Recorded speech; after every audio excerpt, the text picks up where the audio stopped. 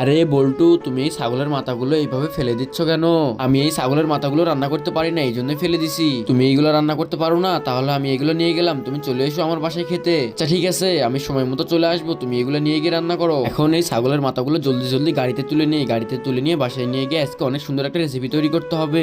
Recipe তৈরির জন্য প্রথমে এই ছাগলের মাথাগুলোকে ভালোভাবে পানি দিয়ে একদম পরিষ্কার করে নিতে হবে, যাতে কোনো ময়লা না লেগে থাকে। পরিষ্কার করে নেওয়ার পরে রান্না করার আগে এই ছাগলের মাথাগুলোকে ভালোভাবে সিদ্ধ করে নিতে হবে। এর জন্য এগুলোকে কড়াইয়ের মধ্যে দিয়ে দিব, দিয়ে কয়েকটা সবজি দিয়ে এক বোতল ভিনেগার দিয়ে এটাকে আগে সিদ্ধ করে নিব। মাংসগুলো সিদ্ধ করা হয়ে গেলে আমি একদম রান্না করব। রান্না করা দেখার আগে বন্ধুরা, তোমরা যদি তোমার মাকে ভালোবাসো তাহলে ভিডিও দিতে লাইক করে দাও এবং চ্যানেলটিকে সাবস্ক্রাইব করে কমেন্টে বলে যাও তোমরা কোন ক্লাসে পড়ো। এখন রান্না করার জন্য পরিমাণ মতো সব মশলাগুলো দিয়ে দিব। মশলাগুলো দেওয়া হয়ে গেলে একটু বেশি করে পানি দিয়ে দিতে হবে। পানি দেওয়ার পরে আমার ছাগলের মাথাগুলোকে একটা একটা করে দিয়ে দিতে হবে কড়াইয়ের মধ্যে। তারপরে একটু বেশি করে লবণ দিয়ে দিব। লবণ দেওয়া হয়ে গেলে একটু 3 রকমের সস দিয়ে আরো কিছু মশলা দিয়ে দিতে হবে বেশি করে। সব মশলাগুলো দেওয়া হয়ে গেলে এটাকে কিছুক্ষণ এখন জাল করে নিলেই আমার রান্না একদম তৈরি হয়ে যাবে। এই তো বন্ধুরা, বলতে বলতে আমার ছাগলের মাথাগুলো রান্না হয়ে গেছে। এবার এগুলাকে একটা একটা করে তুলে নিয়ে আমার স্পেশাল তৈরি সসটা দিয়ে দিব। এই যে নাও বল্টু, তোমার ছাগলের মাথা একটা খেয়ে দেখো তো কেমন হয়েছে।